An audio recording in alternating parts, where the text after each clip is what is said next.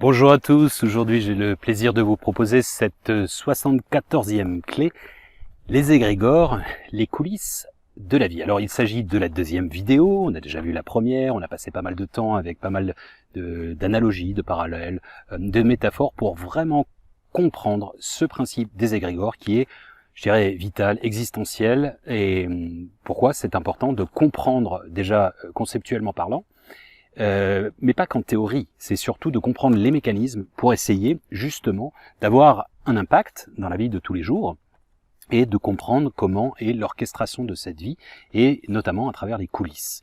Alors, je reprends une dernière fois un petit peu ce qu'est un égrégore. Eh bien, c'est assez simple pour la faire relativement courte. Ce sont en fait des formes pensées qui sont, on va dire, alimentées par le genre humain, par les individus eux-mêmes, individuellement, et qui vont créditer cet égrégore de forme pensée, et par retour de rétrocausalité ou de, on va dire, de réciprocité plutôt, eh bien, vont alimenter d'autant plus, en renforçant les croyances de ceux qui les ont émises, et par ailleurs, ils vont influencer d'autres personnes sur un plan énergétique, affectif, etc., et qui vont faire de nouveaux adeptes et renforcer une pensée collective du genre humain. Voilà pour la faire relativement simple. Mais ce qui est intéressant, c'est bien entendu, c'est la notion d'œuf et la poule.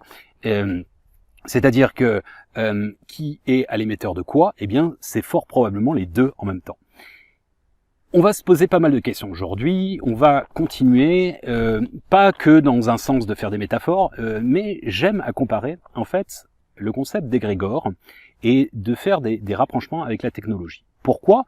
Eh bien parce que déjà, il y a en fait, si vous voulez, ça c'est le grand Rudolf Steiner, qui n'est malheureusement pas très connu et qui gagne à l'être, qui a réutilisé un principe de mysticisme hindou pour lequel en fait on parle d'Ahriman. Ahriman, c'est quoi? C'est une sorte d'énergie égrégore négative mais à double tranchant en quelque sorte, double polarité qui peut à la fois être positive et négative, mais bien souvent il a été plus renforcé dans la partie négative. Et pour lequel Rudolf Steiner, Rudolf Steiner c'est une personne qui est très difficile à mettre dans une case parce qu'il est beaucoup de choses en fait.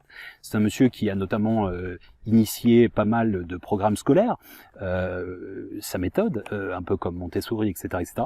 Bon bref, c'est une personne hautement brillante et donc en fait il a repris ce principe en disant que dans les technologies, déjà à son époque, parce que bon, il date, enfin son existence, elle a une centaine d'années, on va dire, dans son côté opératoire.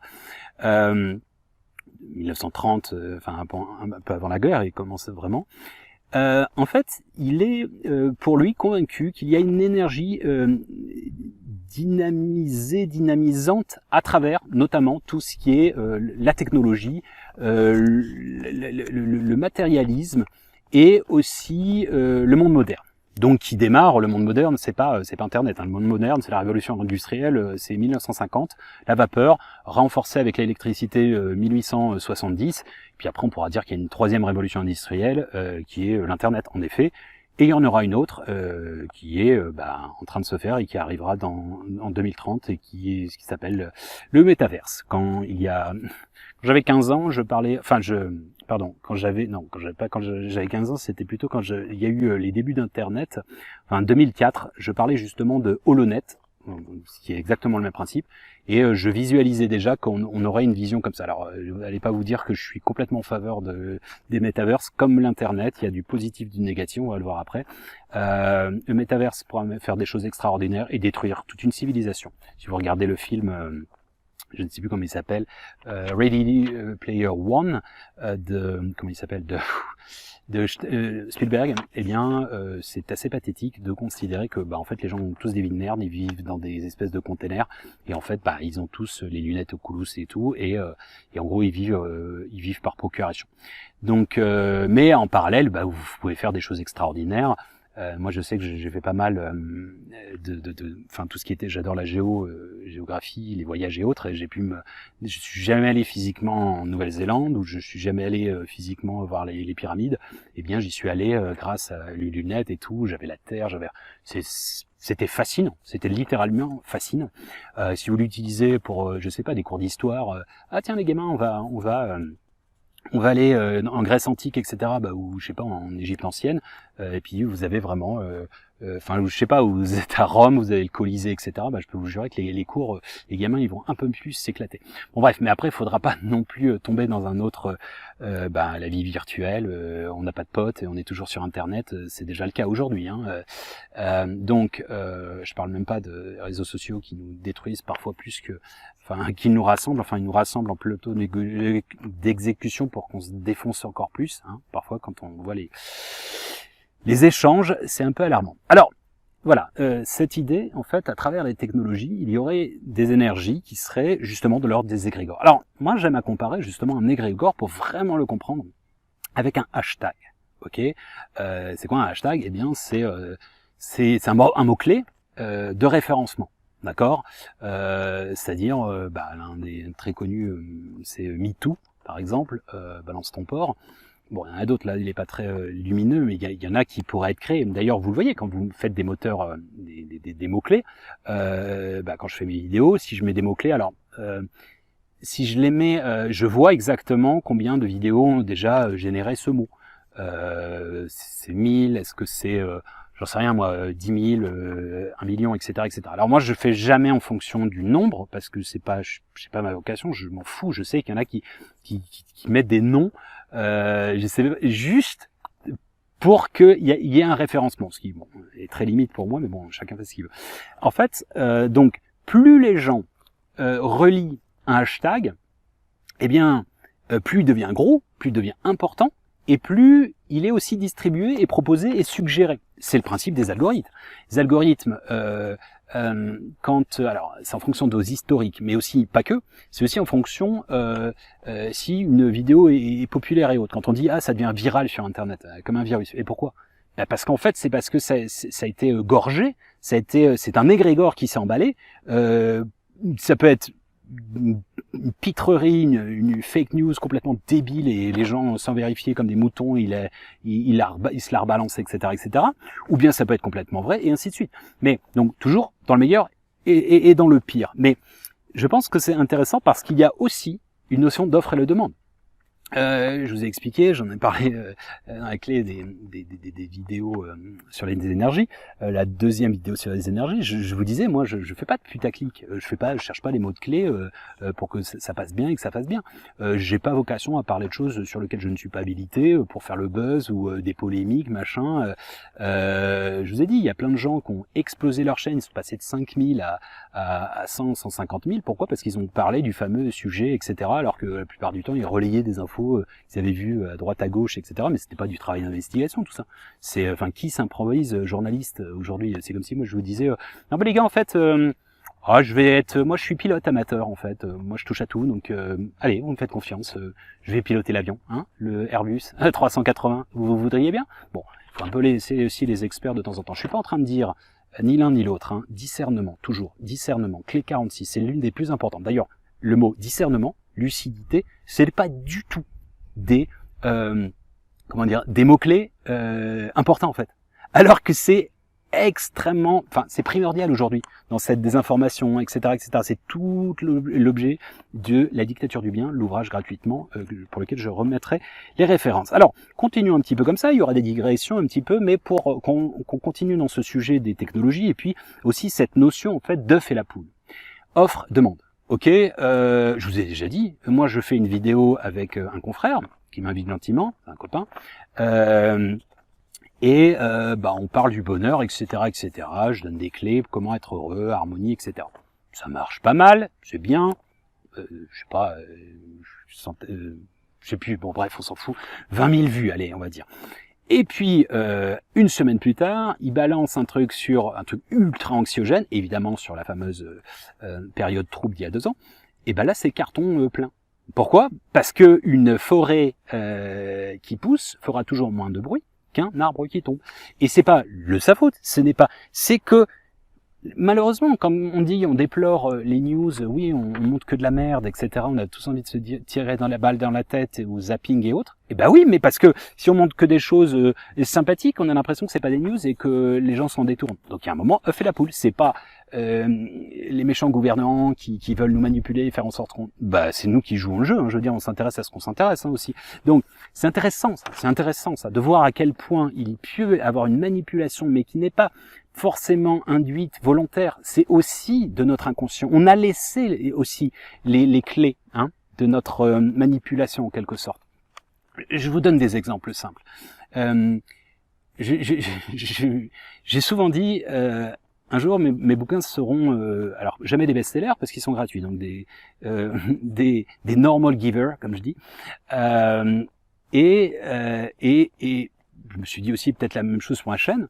Et je me suis dit, c'est marrant parce que un jour, certains diront, ah, tes idées sont intéressantes. Et je répondrai, mais elles datent pas d'aujourd'hui. En fait, pourquoi je dis ça? C'est pas de la frustration que je dis ça, parce que, encore une fois, je pense que vous avez bien compris que c'est un don du cœur. Et puis on plante et les petites graines, et puis ça éclot ou pas. Bref, c'est pas ça la question. C'est qu'en fait, vous savez, c'est le même principe que j'aime beaucoup cet exemple de l'auteur de Harry Potter. Alors, elle a galéré, la pauvre, pendant une dizaine d'années, je crois. Elle s'est fait dégager toutes les maisons d'édition, etc., etc., en disant que je savais pas écrire, c'était de la merde, etc., etc. Bon, bref, sympa. Aujourd'hui, maintenant, c'est un carton. Alors, est-ce que c'est bien, est-ce que c'est pas bien? Je ne sais pas, c'est pas à moi de juger, c'est subjectif, et puis il y en a qui trouveront bien, etc. Bon, a priori, si ça marche, c'est pas si mal. Elle a refait, par la suite, un ouvrage, de manière anonyme. Et pareil, ça a été un flop total. Les maisons d'édition n'en ont pas voulu. Elle a essayé de le publier, etc. Pareil, les gens critiquaient, ceux qui le lisaient disaient que c'était pas terrible. Donc c'est marrant ça. C'est marrant parce qu'en fait, c'est comme je bosse dans l'industrie de la mode depuis 20 ans. J'aime la mode à la base, mais je trouve ça complètement con. Parce qu'un mec s'est trop poudré le pif, donc il a dit le vert pistache la saison prochaine, ça va être trop tendance. Alors tout le monde, les maisons de couture le font, et ainsi de suite, et ainsi de suite, et ainsi de suite. Et puis un influenceur, une Kim Kardashian, etc., etc. Et puis ça relaie et ça entretient des Grégor. Je vais vous dire une évidence, je dis tout le temps, la mode, c'est parce que, en gros, c'est à la mode. C'est-à-dire, quand je me tape un gros délire sur récréation, l'art de vivre, c'est sur, je sais plus, 125 exercices pour être créatif. Et puis, alors là, je me suis tapé des gros délires et je parle de tout ça, de la créativité, de ce que j'ai pu avoir dans mon expérience. Et en gros, en fait, je dis, mais en fait, faut suivre la mode, parce que il y a un moment, c'est à la mode, après c'est has-been, et puis après donc c'est démodé, et puis après il y a un cycle qui se fait, 30 ans plus tard ça revient, c'est du revival, etc., etc. Donc là vous le voyez, aujourd'hui, regardez un petit peu dans la rue, vous êtes dans les années 80, et on retrouvera ça complètement ringard dans 10 ans, et ainsi de suite. Donc bon, c'est drôle, on s'en détache, etc. Encore une fois, on va pas cracher dans la soupe non plus, mais ce que je veux dire par là, c'est toujours intéressant. On peut participer au jeu, et puis en être spectateur également. J'adore le foot, bon, je sais que c'est pas non plus, ça me trouve pas trop de neurones, au moins. Mais bon, ça détend. Alors justement, je vais vous référer à je mettrai dans les notions des tendances et tout. Alors s'il vous plaît, regardez-moi cette petite merveille de Canal+. C'est Mr Hype. Alors 12 milliards, je pourrais vous en parler pendant 2 heures. Alors c'est pas au premier degré, c'est au 12e degré. Ça parcourt tous les stéréotypes. Mr Hype, le mec qui est cool, et donc qui donne la médaille de la coolitude, et ainsi de suite. Donc là où parfois on croit que ça va être cool, ou lui va penser que c'est cool parce que c'est très bobo, etc. Et ça m'a fait vraiment marrer parce qu'il y a 12 milliards de niveaux de lecture. Et bon bref, à bon entendeur, salut, si vous avez de l'humour, ça va vous faire marrer. Alors, vous savez, du même ordre, continuons toujours dans ces égrégores liés aux technologies, et notamment avec le fait de relayer ou pas des informations. Alors, une information, parfois, mais c'est un fait divers. C'est-à-dire, c'est un truc, on s'en bip, on s'en fout royalement. C'est vraiment un truc où on se dit, mais attendez, vous avez rien d'autre à monter, quoi. Et le pire dans l'histoire, vous savez pourquoi? Parce que, et j'en veux pas, c'est les journalistes qui machin, non, c'est les lignes éditorialistes et la notion de compétition. Si une info est bidon, et qu'elle est relayée par, je sais pas, les principales tribunes françaises, je sais pas, Libé, Le Figaro, etc., et que Le Monde décide de ne pas le faire, eh bien, il est hors jeu. Donc il est obligé, même s'il trouve que c'est complètement con, il est obligé de le mettre dedans. Et ça, je trouve ça pathétique. Parce qu'en fait, ça veut pas dire que ce qui est relayé, c'est intéressant, ou qui est important non plus. Je vais donner un simple exemple, qui pour moi a été plus qu'évocateur. Il y a plusieurs niveaux de lecture. C'était, je sais plus, en juin dernier ou en mai dernier, c'est un samedi soir, et là, le buzz du buzz, c'est roulement de tambour, on nous embête avec ça pendant plus d'un mois, c'était le faux transfert de Mbappé, le plus cher de l'histoire, et le mec n'est pas transféré, il reste au PSG. Et pourquoi je vous dis ça? Pas pour faire le fouteux, c'est juste extraordinaire. En fait, donc cette information, on fait le buzz, et c'est l'équipe, c'est en direct, quoi. C'est genre comme si c'était un match à la seconde même, est-ce qu'il va rester, il va pas rester, et tout, dernier truc de... Ok, et donc, c'est pas un sport collectif, les gars, donc on focalise que sur un bonhomme. En plus, pour un faux transfert, c'est pas un transfert, il reste. Bon, et le jour même, regardez, vérifiez tout ce que je vous dis. Le jour même, en parallèle, qu'est-ce qui se passe? Eh bien, il y a la finale de la Ligue des Champions féminine de football. Il y a Lyon qui joue contre Barcelone. Ok, et qui gagne, donc c'est, je crois, Lyon au départ qui gagne 3-0, qui gagne à la fin 3-1, mais qui mène 3-0. Je ne sais pas si vous vous rendez compte, pour quelqu'un qui connaît le football, à quel point c'est la Ligue des Champions, c'est, je crois, la finale de la Ligue des Champions, c'est ce qui est le plus important après la finale de la Coupe du Monde de football. D'accord? Donc, mais vu que c'est les femmes, tout le monde s'en fout. Mais littéralement, tout le monde s'en fout royalement. C'est complètement squeezé par la prestation de Mbappé, qui a rien fait, qui a juste bien négocié son truc. Et c'est pathétique. C'est vraiment pathétique. Et de se dire, en fait, on ne parle que ça, vous avez rien d'autre à dire. Parce que du même ordre, après, bon, bah, bravo pour les filles qui ont gagné la Ligue des Champions, très bien. Je pense que si ça avait été les Français, on en aurait parlé, enfin les hommes, on en aurait parlé pendant 4 mois, voire 12 ans. Je vous dis, j'aime le football, mais j'ai aussi ce regard amusé. Et là, en fait, on va aller encore plus loin. C'est qu'à cette période-là, il y a des inondations terribles au Pakistan. Alors ça, on en parle à peine. Je ne sais pas si vous avez vu ce qui s'est passé depuis le début de cette année dans ce pays. Il y a eu 50 millions de déplacés. 50 millions de déplacés à cause justement des problèmes climatiques, des inondations, etc. 50 millions. En France, on est 67 millions. D'accord? C'est comme si 70% des Français étaient déplacés, hein, comme des réfugiés climatiques. Bah, je pense qu'on en parlerait pendant 150 ans. Hein, on en parlerait, mais là c'est au Pakistan, tout le monde s'en fout. Donc, il y a vraiment des niveaux en fait en fonction en fait de l'intérêt. C'est toujours l'œuf et la poule. C'est vraiment cette notion. Ce sont des égrégores en quelque sorte. Alors, c'était aussi une petite aparté. Pourquoi? Parce qu'en fait, c'est la notion d'effet boule de neige. C'est la notion de moutonnage aussi. C'est la masse suit très vite des idées tendances auxquelles elles adhèrent. Ça, je vous invite, j'adore ce mec, j'espère un jour qu'on aura l'occasion de faire un son, vous s'appelez, peu importe, je l'adore, je le trouve brillantissime. Il s'appelle Fulloscopy, je vous mettrai les références, et il écrit bien tous ces phénomènes d'ailleurs, un jour, peut-être je voulais faire ça depuis un moment, une vidéo avec vraiment tous les gens sur YouTube, je trouve géniaux, brillants, et pour ouvrir les champs des consciences des gens, quoi, tout simplement. Bref, tout ça pour dire, en fait, donc Fulloscopy, et c'est vraiment important ce truc, parce que, vous savez, même à l'intérieur de la mode, c'est ça qui est drôle, parce que beaucoup de gens veulent se différencier, mais en fait, on se différencie par la mode, et par ailleurs, il y a du moutonnage dans la mode. Ou bien, il y a même des archétypes, ou même des égrégores, du rebelle, anti-conformiste, anti-société, le punk à chien, etc., et c'est un standard, le gothique, etc., etc., bon. Pas aller trop loin.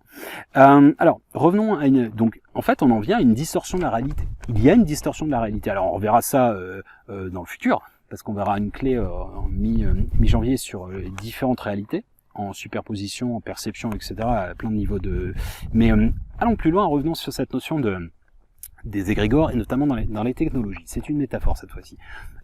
C'est ce principe, en fait, les égrégores sont invisibles. C'est-à-dire, c'est comme du codage dans les jeux vidéo, par exemple, ou en informatique. Codage, c'est des lignes de code, vous comprenez que dalle, C'est un langage mathématique, hein. C'est comme quand vous avez des théorèmes, vous comprenez la plupart du temps comme un Desmartel n'y comprend que dalle, mais il y a de la réflexion derrière. Donc le coding c'est pareil, ce serait un peu comme des égrégores. De là, il y aura une transposition de potentiel d'image, de pixels et de potentiel d'image. Ok, match de foot ou je sais pas, match de boxe ou autre, etc., etc. Alors le créateur du jeu, à travers son coding, a permis d'avoir un grand nombre, il a passé au crime un grand nombre de gestes qui va permettre ou pas au personnage que vous incarnez de faire, de s'éclater, de jouer comme il veut avec son libre arbitre. Peut-être qu'il aura prévu que s'il pète un câble, il peut mettre, j'en sais rien moi, un coup de poing, un supporter ou un joueur, etc. Ou peut-être qu'il a pas tapé le délire de le mec il s'élève, il évite, etc. Je pense pas. Mais ce que je veux dire en fait, c'est vraiment une métaphore à ça. C'est qu'en fait, j'insiste, le coding, en fait, quand Platon disait tout est nombre, moi je dirais en fait tout est data, tout est information, informationnel. Et je me souviens quand j'allais encore à Paris dernièrement, je sentais, ça faisait longtemps que j'avais pas pris un bain de foule comme ça.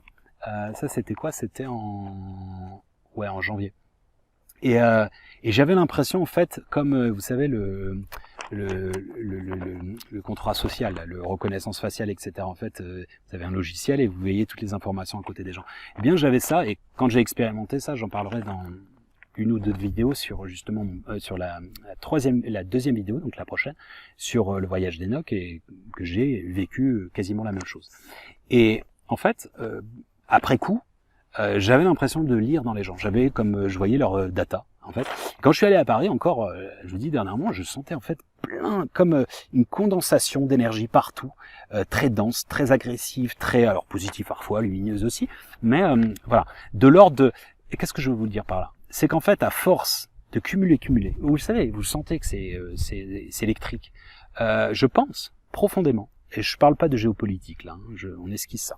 Ce qui se passe actuellement la guerre en Ukraine, en Russie, je pense que c'est la matérialisation d'un d'égrégore en fait de haine à travers différents biais. Hein. Je suis pas en train de dire que je pointe les deux pays.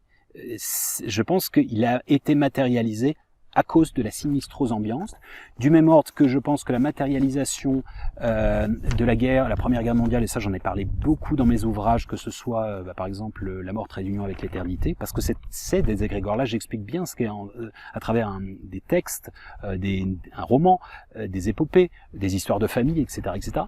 C'est fictif, hein, mais justement que la Première Guerre mondiale, elle est voulue par le peuple. C'est pas que l'attentat de Sarajevo, c'est pas que les triples alliances, triplices, etc. C'est aussi le fruit que les gens étaient arborés et puis ils voulaient aller en découdre et ça voulait aller se castagner, etc. Bon, on a vu le résultat, les gueules cassées. Il y a 2/3 des Français qui sont allés sur le front, enfin des hommes français en âge de se battre.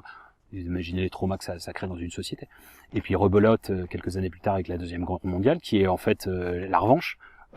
Tout le monde a l'impression d'avoir été délaissé, puni, ou même le victorieux, la France, elle n'est pas forcément assouvie, et donc du coup, rebelote, etc., etc. Et ça, c'est très intéressant parce qu'on le verra la prochaine fois sur la notion aussi de constellation familiale et sur les égrégores des pays. Par exemple, ça j'en parle justement dans l'ouvrage dont je viens de vous parler. C'est très important parce que je pense qu'on est invité à psychanalyser les pays et aussi les impacts qu'ils ont sur nous. Je vous dis ça, fils d'immigrés entre l'Algérie et la France, du passé, du rejet, etc. Enfin, plein de choses comme ça. Pour avoir connu, et avoir plein d'amis dans cette situation-là, ou des Portugais et autres qui se sentent le cul entre deux chaises, j'en sais rien, je vous ai dit, l'histoire des Allemands, je connais plein d'Allemands, ils en ont ras-le-bol de devoir s'excuser pour ce qu'auraient pas fait leurs grands-parents, par exemple, qui étaient peut-être même pas nazis, et parce qu'ils sont... moi j'ai mon pote... Benoît qui me disait, tu vois, dans les débuts, déjà j'ai pas de produits français parce que c'est boycott à cause de Charlie Hebdo. Je disais français et il y en avait plein qui me regardaient d'un mauvais œil à cause de ça. Moi j'ai rien fait, quoi. Voilà, c'est toujours ces dangers de stigmatisation, de raccourcis, etc. À bon entendeur, salut. Mais En fait, ce que je veux vous dire par là, à travers aussi la technologie, c'est que l'IA, l'intelligence artificielle, et ça c'est tout l'objet de l'ouvrage, mon père est un grand docteur et professeur en intelligence artificielle, scientifique de renom. Quand j'étais gamin, j'avais déjà 5 ans qu'il bossait sur la bagnole qui se conduisait seul. Aujourd'hui, il en est dégoûté. Enfin, c'est pas qu'il en est dégoûté. Il pense qu'en fait, que science en conscience n'est que ruine de l'âme. C'est vraiment que, en fait, il dit que ça a beaucoup changé par rapport à son époque et en fait, l'intelligence artificielle, bon, je vous ai dit, un pacemaker, c'est l'intelligence artificielle. Faut pas non plus taper dans un délire direct, on va avoir une puce, etc. Mais en fait, il y a un truc qui se passe aujourd'hui et je crois que ça date de 2 mois, ça. J'ai vu ça. C'est en fait, elle s'auto-entretient. Elle commence à s'auto-entretenir et elle est auto-évolutive. Alors ça, c'est flippant. Pourquoi? Parce que oui, ça veut bien dire qu'elle peut dépasser. Donc l'IA est une forme d'égrégore en fait. Et si vous voulez, c'est tout l'objet de Dictature du bien. MIA en fait, c'est le serveur central qui est soi-disant la création de Charles Attan. Et Charles Attan et également en fait donc le grand dictateur. Et en fait, c'est une restitution en fait de suggestion mentale. Alors vous allez me dire, t'as pété un câble, quoi. Bah, sauf que c'est déjà en instance en fait. Il y a la reconnaissance cérébrale est en train d'advenir. Vous imaginez le jour où on pète ce truc, on n'a plus d'intimité en fait. Bon bref. Et en fait, pourquoi je dis ça, c'est que on peut y venir en fait. On pourra y venir. Et bah de toute façon, c'est une dystopie qui se passe en 2050. Il y a déjà pas mal de choses qui se sont rendues réelles, mais c'est une extrapolation de ce qui se passe aujourd'hui, hein, donc c'est pas complètement un délire. Je suis pas en train de vous dire que la technologie c'est pas bien. C'est en fait c'est juste en fait c'est à double tranchant toujours. Hein. Un couteau peut tuer et peut aussi vous aider à faire de l'artisanat et couper vos aliments, etc. C'est le principe des réseaux sociaux. On est là, hein, grâce aux réseaux sociaux, Internet, etc. Mais en fait la technologie, soit elle nous sert, soit elle nous dessert, soit elle nous assert. Et asservie, pardon, et en fait elle nous rend feignants aussi. Je suis persuadé que dans 30 à 40 ans, on ne saura plus écrire. Je le vois quand je reprends un stylo de temps en temps, et j'aime bien, j'écris de moins en moins. Pourtant, avant j'avais plutôt une belle écriture, là, ça part en plus un sismographe, quoi. Et donc je le sens, et quand je vois aussi, j'ai mal aux yeux, l'orthographe, oulala, toi-même tu sais, ouais, ça part un petit peu. Et quand je vois notamment, je sais pas, sans faire le vieux nostalgique et le vieux con, mais mes grands-parents, des écritures parfaites, une grammaire, maîtrise de la langue, etc. Enfin bon, bref. En fait, ce que je voulais dire aussi par rapport aux technologies, et je sais que c'est un peu une digression par rapport, c'est donc, je dis pas qu'il y a une volonté nécessaire, mais peut-être qu'en fait, oui, il y a un égrégore de la technologie, des technologies qui nous rend plus feignants, nous cassant finalement nos habilités. Qu'est-ce que je veux dire par là? Eh bien, qui vous dit que sans le GPS, on ne pourrait pas davantage se repérer par rapport à notre intuition, par rapport à l'alignement des astres, comme c'était le cas les marins et autres dans le passé? Qui vous dit que Internet, le téléchargement, etc., c'est pas aussi une métaphore du channeling naturel, etc., etc. Il y en a plein comme ça. Je vous dis la suggestion en fait d'idées dans vos textos. Vous savez, vous commencez à taper, ils savent. Il n'y a pas des petits bonhommes derrière, mais l'intelligence artificielle vous suggère en fonction de ce qui a été déjà fait.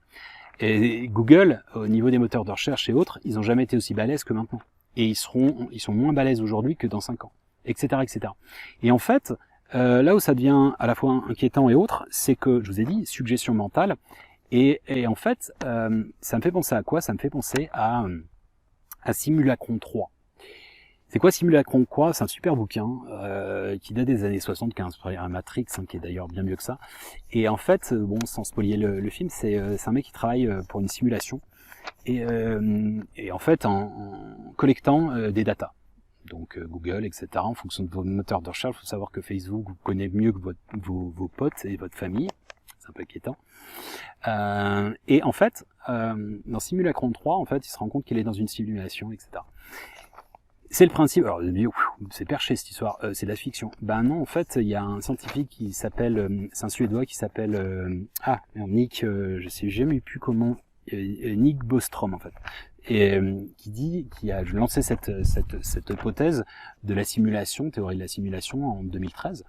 Et Elon Musk, pour lui, selon lui, enfin c'est pas non plus une référence pour ça, Elon Musk, mais bon là il est pas trop mauvais en technologie, qu'on aime ou on n'aime pas, peu importe, mais il dit qu'à 99% pour lui, on serait dans une simulation. Ça veut dire quoi une simulation? C'est SimCity, les Sims. En fait, on serait dans une illusion. Alors on serait dans une illusion qui ferait qu'en fait on serait géré par une IA, une sorte de d'égrégore en fait qui jouerait, et puis nous on aurait l'impression d'avoir notre propre autonomie. J'ai toujours dit pour rigoler, ça j'en parle depuis 2015 justement parce qu'elle m'a beaucoup intéressé dès le départ, je dis que dans cette simulation je suis programmé pour pas y croire, donc j'y crois pas parce qu'ils n'ont pas voulu que j'y croie. Bref, donc vous allez dire mais il est complètement barré le monsieur.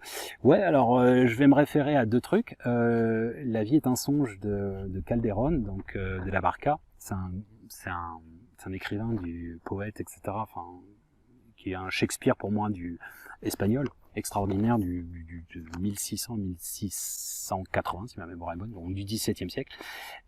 Qui évoque justement, c'est sans dévoiler nécessairement, mais le mec il est mis en prison toute sa vie par son père, et puis en fait il en sort, il le libère, et en fait il revient en prison parce qu'il le remet, parce que à cause de la menace. Et en fait, on lui explique que c'était un songe, en fait, ce qu'il a vécu à l'extérieur. Et c'est le principe du mythe de la caverne de Platon. C'est les mecs qui sont dans une caverne. Et en gros, ils voient sur un mur projeter des ombres et ils pensent que c'est la réalité. Sauf qu'en fait, c'est des espèces de marionnettes, etc. Donc il y a un jour, un mec qui sort et qui se rend compte, c'est comme si j'étais dans une cave, et puis après je sors, et je me dis, wow, c'est ça c'est ça le soleil, c'est ça la vie. Je reviens dans ma caverne, je vais en parler à mes acolytes, et ils me détestent, ils me croient pas, ils me ridiculisent, et certains peuvent même me tuer. La vie est un songe, etc. Ça, c'est des choses qu'on reverra aussi dans le futur, mais cette notion de simulation, je la trouve très intéressante. Et vous allez me dire, oui, mais ça c'est fantasmagorique, c'est de la fiction, c'est de la mythologie, etc. Non, pas tout à fait. Et je vais vous donner un simple exemple, et je vais faire le lien. C'est pour ça que la technologie, c'est aussi des égrégores, toujours d'œuf et la poule. Je vais vous en donner un, ça s'appelle Aladdin. Oh, il est gentil, les mille et une nuits, oh, cet esprit du poète persan, etc. Non, c'est pas Aladdin, c'est celui-là, c'est BlackRock. Je vous invite à regarder sur internet ce qu'est BlackRock, j'en ai parlé, je vous dis dans Corona Apocalypse, la levée des voiles. En fait, vous avez un super reportage sur Arte, je le mettrai éventuellement en bas, sinon démerdez-vous, cherchez. Non, je le mettrai. En fait, BlackRock, c'est quoi? C'est un logiciel, Aladdin, c'est un logiciel de BlackRock, une multinationale qui est à la fois consultante, pas en deux mots, un consultant, en un seul mot, et également un investisseur. Sauf qu'en fait, ils ont un logiciel Aladdin de simulation. En fait, ils ont racheté des données de Google, etc., Facebook, etc. Ils arrivent tellement à compiler par l'intelligence artificielle énormément de data qu'en fait, ils arrivent à plus ou moins prédire ce qui peut arriver sur les places boursières, etc.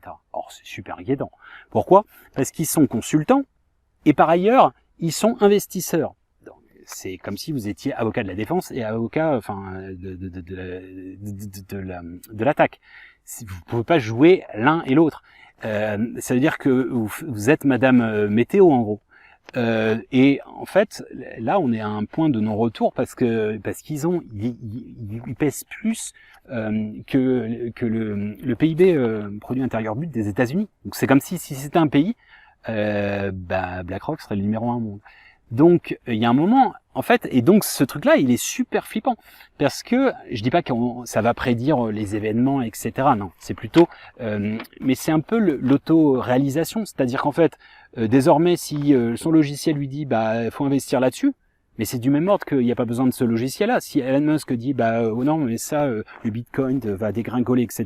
Tout le monde va revendre, principe du crack boursier en 1929, etc., etc.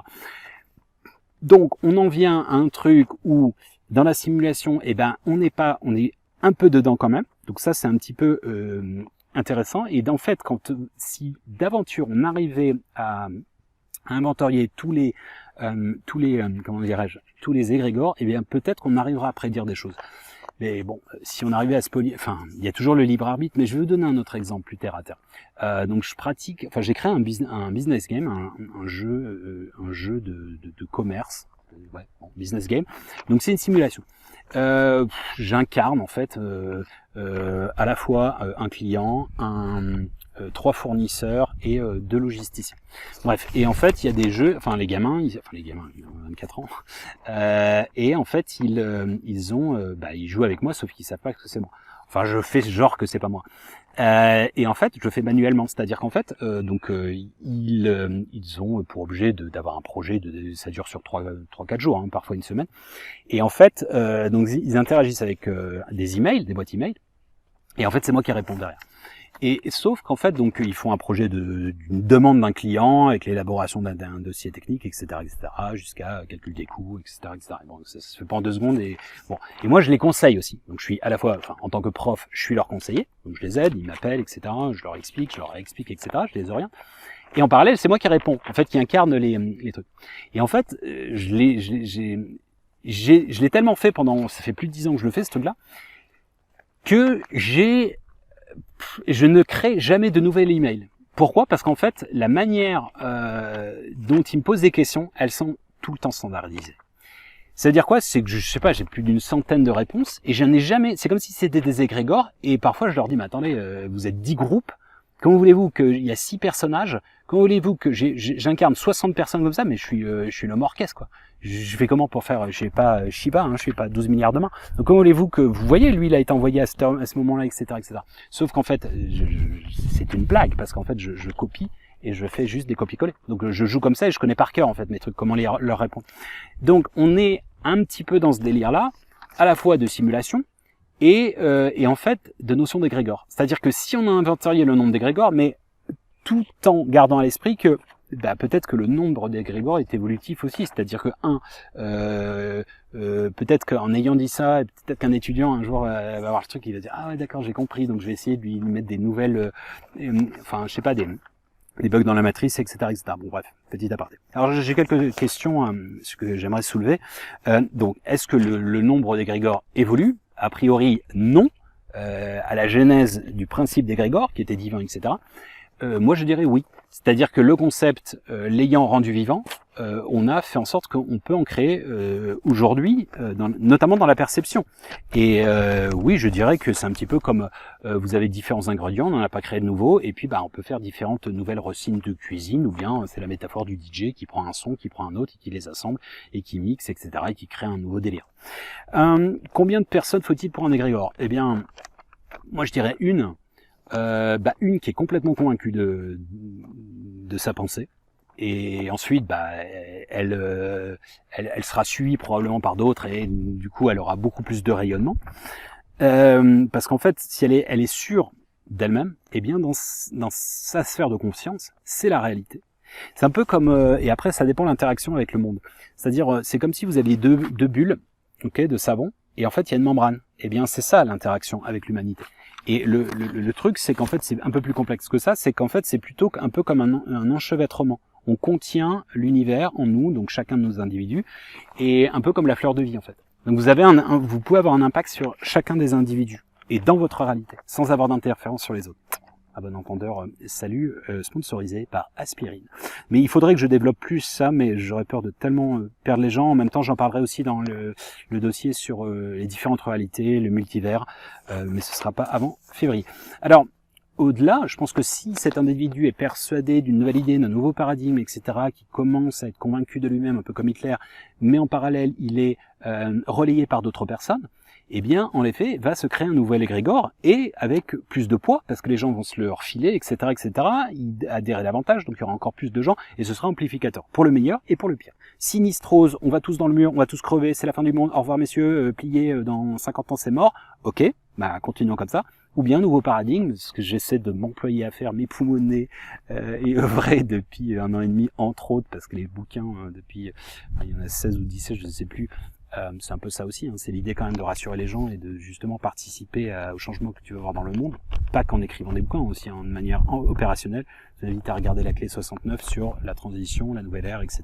Mais pas de manière conceptuelle, de manière pragmatique, pratique et opérationnelle. Alors est-ce que justement, la notion d'amplificateur, je vais vous donner des exemples d'une personne qui a créé un égrégore, Bouddha, Jésus, Mani, Mohamed, Mahomet, etc., etc. Je vais pas tous les citer, donc au débat ils sont seuls. Alors, de là on peut se poser cette question, est-ce que les prophètes, connus ou pas connus, parce qu'il y en a qui n'ont pas été connus, hein, je vous ai cité Mani, que j'adore et qui est une personne admirable, qui n'a pas du tout été compris, qui a été torturé, tué, etc. Il y a encore des manichéens aujourd'hui, hein, même en Chine, etc. C'est un personnage absolument pas compris et remarquable. Superbe ouvrage de Amin Maalouf sur ce personnage, qui s'appelle Jardin, je ne sais plus de quoi, qui est incroyable, délicieux, Amin Maalouf de l'Académie française. Alors, je dirais en fait, est-ce que les prophètes, connus ou pas, étaient portés par les égrégores? Mais je dirais que oui. Je dirais que oui.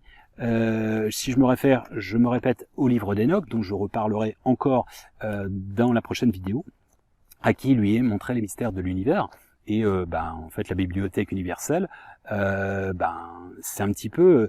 en fait, c'est ce que j'ai expérimenté à travers mon voyage astral en 2001, pour la faire simple, qui est relaté dans Sage Passage, qui est une fiction, mais à la base, ce passage, en effet, c'est ce qui s'est passé. Bon, à vrai, il est quand même pas mal autobiographique, ce petit bouquin. Bon, bref, et j'explique, pour la faire simple, que je me suis vu sortir de mon corps, et pendant 24 heures, j'étais complètement perché dans l'univers, voir les sphères de l'univers, et d'avoir l'impression, en effet, qu'on me montrait la bibliothèque universelle, à savoir l'espace-temps, la conscience, le nombre d'or, etc. Et aujourd'hui, quand j'ai l'intuition, quand je comprends des choses, je me dis, tiens, je me souviens que je l'avais déjà appris là-bas. En fait, et ça revient comme ça, c'est des remembrances, des réminiscences, etc., etc. Oui, si vous pensez que je suis complètement perché et barré, vous avez le droit.